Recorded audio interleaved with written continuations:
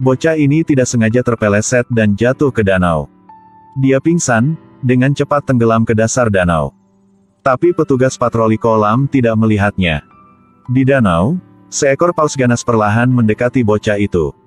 Tapi anehnya, dia begitu lembut untuk menyelamatkan bocah itu.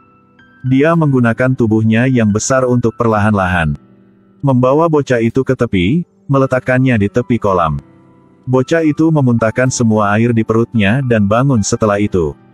Dia melihat paus pembunuh yang menyelamatkannya. "Kamu menyelamatkanku."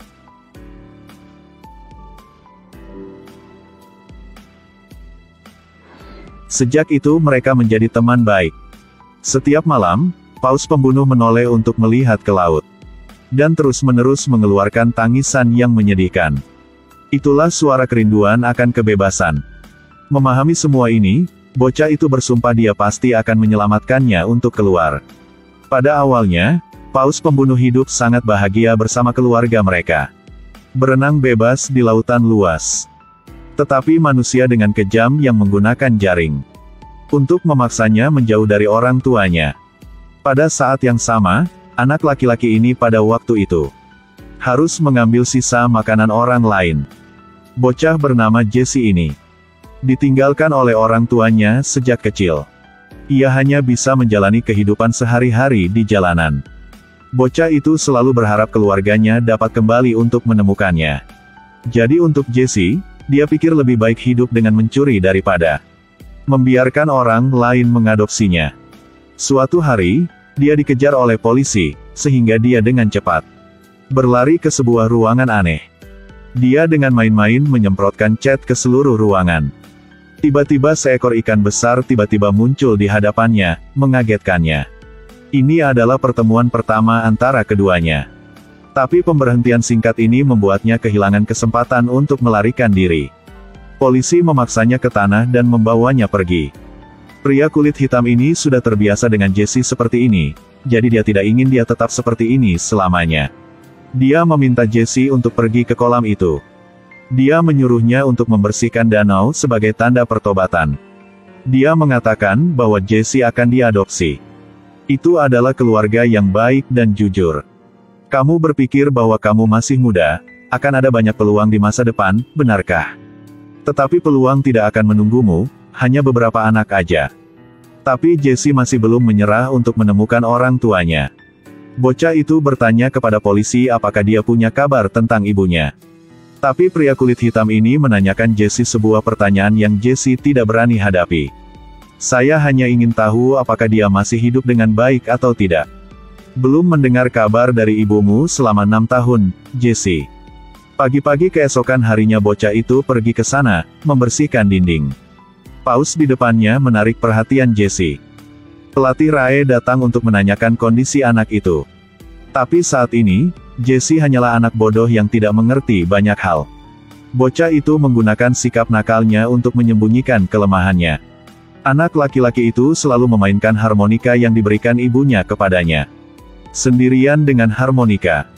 Adapun perawatan dan cinta ayah angkatnya, dia tidak peduli sama sekali. Hari itu, Jesse masih terus membersihkan kolam. Tiba-tiba dia mengambil harmonikanya dan memainkannya untuk seekor paus pembunuh.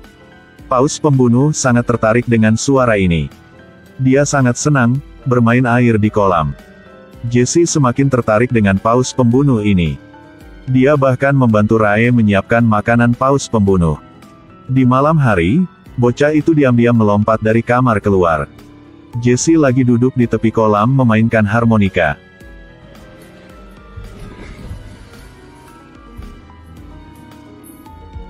Tiba-tiba, seseorang menyalakan lampu. Jesse dengan cepat bangkit dan melarikan diri dan secara tidak sengaja terpeleset. Itu sebabnya dia jatuh ke kolam di awal video. Pelatih Glenn terkejut bahwa paus pembunuh tidak memakan bocah itu. Pada dasarnya, dia tidak menyukai manusia. Lalu dia membawa Jesse pulang. Dia kemudian mengatakan kepada orang tuanya bahwa dia berharap Jesse bisa pergi ke Institut Oseanografi setiap hari untuk merawat ikan paus. Mereka dapat membayarnya sedikit gaji. Melihat akhirnya ada sesuatu yang membuat Jesse senang. Ayah angkatnya pun langsung menyetujui permintaan tersebut. Jesse sangat senang. Anak ini sangat bersemangat setiap hari, bersepeda ke taman laut. Tapi kondisi paus pembunuh saat ini tidak terlalu baik. Manajer taman memberitahu Ray, singkirkan paus bodoh ini. Mereka membelinya agar dia bisa tampil demi uang, bukan untuk tidak melakukan apa-apa. Jadi sekarang dia tidak berguna. Ray bilang mereka butuh kolam yang lebih besar. Tetapi manajer tidak peduli tentang ini. Melihat si paus yang terjebak di jaring dan mengeluarkan tangisan yang memilukan, Jesse tidak tahan dan berlari untuk melepaskan salah satu ujung tali jaring ikan. Manajer melaporkan situasi ini kepada bos. Tapi dia sepertinya tidak terlalu peduli tentang itu. Dia akan membelikannya asuransi baru. Dia mengatakan bahwa paus yang mati lebih berharga daripada yang hidup. Jesse tidak tahu semua ini. Dia terus merawat paus pembunuh. Paus pembunuh juga menyukainya. Anak laki-laki itu memberinya makan ikan. Dia bahkan tidak menolak belayan Jesse. Dia belajar dari tindakan Jesse, dan berenang di danau dengan tangan kecilnya. Glenn mulai mengajari Jesse lebih banyak tentang cerita laut. Ini juga bikin mood Jesse kembali damai. Sesampai di rumah, bocah ini juga sudah siap curhat dan berbicara dengan ibu angkatnya. Sejak itu Jesse bersama paus pembunuh setiap hari. Paus pembunuh juga menirukan gerakan tangan Jesse. Keduanya melakukan segala macam gerakan di kolam. Sampai malam hari paus selalu mengarahkan dirinya ke penghalang. Di luar sana ada lautan luas, dia lagi mengeluarkan tangisan yang menyedihkan. Jesse mengerti perasaannya. Karena dia juga seorang anak yang kehilangan ibunya. Sayangnya, hal-hal hanya bisa seperti itu. Jika keadaan terus begitu suram, itu akan menjadi lebih buruk. Ray meminta bos untuk datang ke sini untuk mengamati perubahan paus di bawah pelatihan Jesse. Dia berenang dengan gembira di bawah komando Jesse. Dia bisa dengan senang hati melompat beberapa kali lagi. Akhirnya paus pembunuh itu mampu meluncur ke tepi kolam dengan pose yang sempurna. Lalu ia pun berpose menggoda. Bos menyadari potensi bisnis darinya. Dia memutuskan untuk mengatur pertunjukan besar untuk paus pembunuh. Karena dia berpikir bahwa dia pasti akan menghasilkan banyak uang darinya. Inilah yang dia minati. Willy Show. Kami pasti akan menghasilkan banyak uang. Itulah yang kita butuhkan. Memang, kali ini taman laut ramai dikunjungi orang. Semua orang datang ke sini karena mereka ingin melihat pertunjukan paus pembunuh. Si bos tersenyum seperti bunga.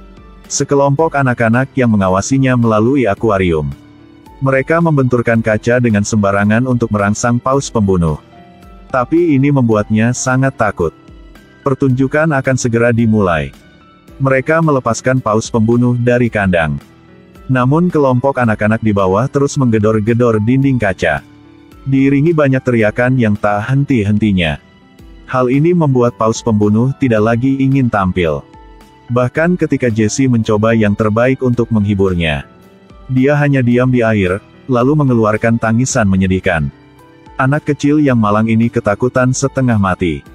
Di sisi ini, orang-orang di tribun juga tidak sabar. Ekspresi wajah bos semakin buruk. Di tribun orang-orang perlahan berteriak. Di bawah kolam, anak-anak menggedor dinding kaca semakin kuat.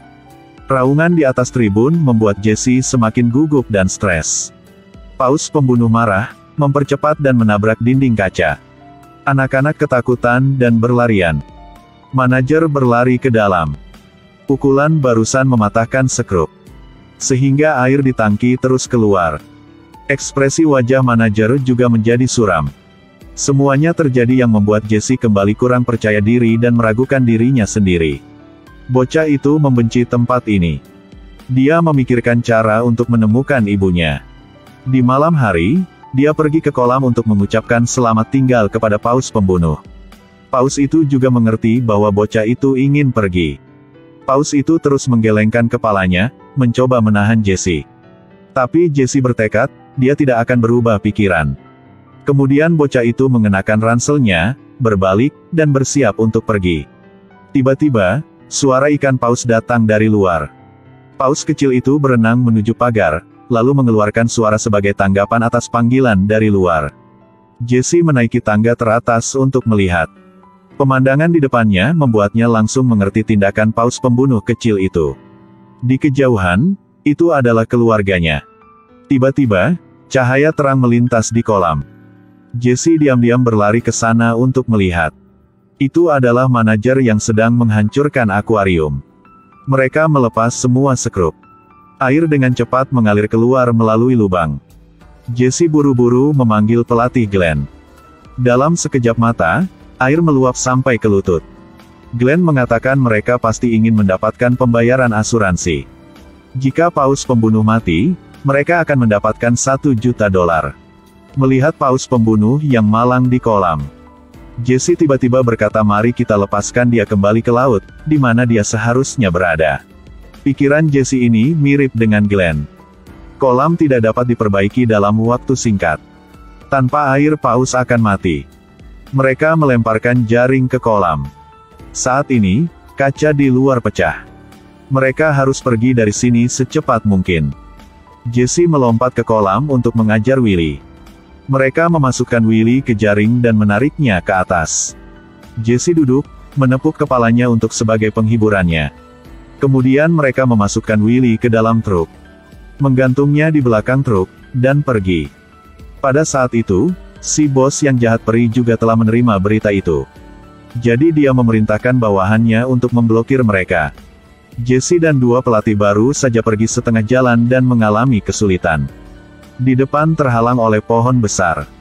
Dan ketika mundur, roda mereka tertutup lumpur. Jika ini terus berlanjut, Willy pasti akan mati. Tetapi mereka tidak punya pilihan. Pelatih Glenn juga menyalahkan dirinya sendiri. Dalam keputusasaan, Jesse memanggil orang tua angkatnya untuk meminta bantuan. Bocah itu berkata dia akan melakukan apa saja selama dia bisa menyelamatkan Willy. Melihat anak itu telah berubah, ayah angkatnya pun memutuskan untuk membantu mereka. Mereka menarik mobil ini dari lumpur dengan mobil lain. Lalu segera pergi ke pantai. Langit semakin cerah, dan Willy semakin lemah. Dermaga sudah dekat di depan. Tetapi pintu masuknya diblokir oleh bos jahat dan beberapa bawahannya. Mereka tidak hanya tidak takut, tetapi juga meningkatkan kecepatan mereka, bergegas ke depan. Mereka kemudian memutar mobil dan melepaskan Willy ke laut. Tapi karena Willy sudah lama dehidrasi. Sekarang, ketika dibebaskan di laut, dia tidak bereaksi sama sekali. Jesse terus mendorong Willy untuk segera berenang menjauh. Pada saat ini, manajer bergegas, dan bersama bawahannya membawa Jesse pergi. Ayah angkat Jesse tidak tahan dengan pukulan baja. Jadi dia membalas beberapa pukulan ke wajah manajer. Glenn juga mengalahkan dua bawahan lainnya. Willy akhirnya ada gerakan. Willy mendengar kata-kata penyemangat Jesse dan mencoba berenang ke laut. Tetapi di laut adalah jebakan yang diatur oleh Perry. Mereka lagi menjatuhkan jaring ke laut. Mungkinkah Willy tidak bisa mendapatkan kebebasannya kali ini juga? Apakah dia akan ditangkap oleh jaring ini lagi? Willy berjuang dalam ketidakberdayaan. Jesse buru-buru berlari ke arah lain untuk membimbing Willy keluar. Bocah itu mengucapkan selamat tinggal terakhirnya kepada Willy. Kemudian anak laki-laki itu terus bersorak, menyemangati agar dia bisa melompati tanggul ini. Di depan Willy adalah kebebasannya serta keluarganya. Jesse mencoba melambaikan tangannya. Willy juga menyelam jauh ke dalam laut dan menggunakan seluruh kekuatannya. Yang siap untuk menantang rintangan terakhir di depan. Tapi bisakah dia melompat setinggi itu?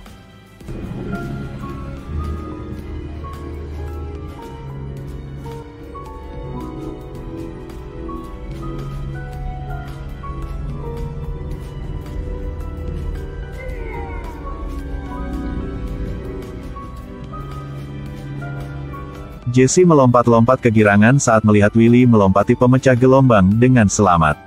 Dia benar-benar bebas sekarang, kembali ke laut dan keluarganya. Jesse tidak lagi sendirian, ia jatuh ke pelukan orang tua angkatnya, memeluk mereka erat-erat. Jesse belum pernah mencintai siapapun. Sebelumnya, Willy si paus Juda tidak peduli siapapun. Jadi jiwa keduanya yang sama. Orang-orang dengan nasib yang sama. Selalu dengan mudah bersimpati dan menghibur satu sama lain. Persahabatan indah antara Willy dan Jessie tak tertandingi. Anak laki-laki dan hewan ini selalu tahu bagaimana menjaga cinta yang murni. Film ini berjudul Free Willy. Nama saya Mika. Jika Anda menyukainya, silakan tekan tombol suka dan bagikannya.